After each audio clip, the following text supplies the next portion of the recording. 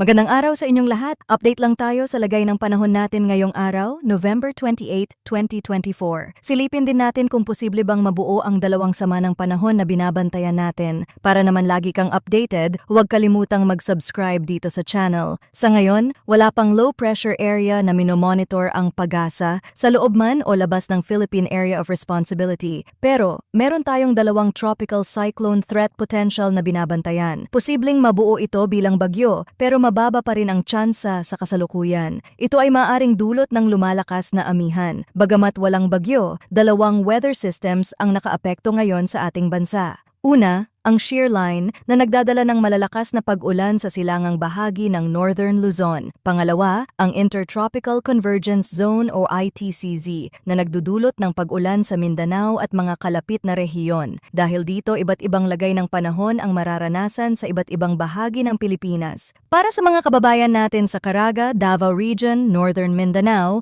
Eastern Visayas, Bohol, Siquijor, Sulu at Tawi-Tawi. Maghanda po dahil asahan ang maulap na kalangitan na may kalat-kalat na pag-ulan at thunderstorms dulot ng ITCZ. May posibilidad ng flash floods or landslides dulot ng katamtaman hanggang sa malalakas na pag-ulan. Mag-ingat po sa mga rehiyon ng Cagayan Valley, Cordillera, Aurora at Quezon.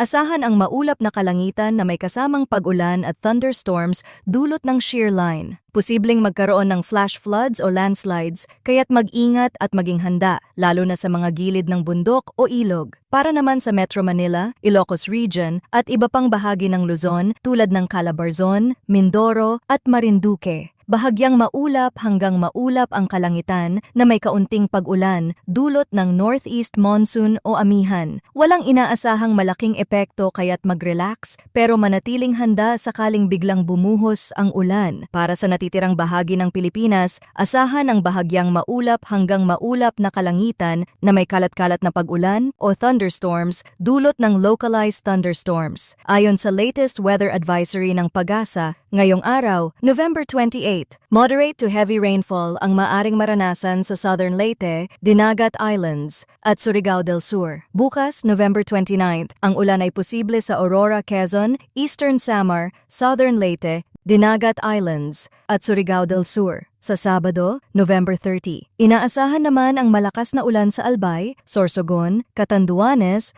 Northern Samar at Eastern Samar. Mas mataas ang posibilidad ng ulan sa mga bulubundukin o mataas na lugar. Bukod dito, maaaring mas tumindi ang epekto sa mga lugar na dati nang binaha o naapektuhan ng malakas na ulan. Ang panahon ay mabilis magbago, kaya't manatiling updated sa mga susunod na ulat dito sa ating channel para sa pinakabagong impormasyon tungkol sa lagay ng panahon. Salamat sa inyong pagtutok at manatiling ligtas.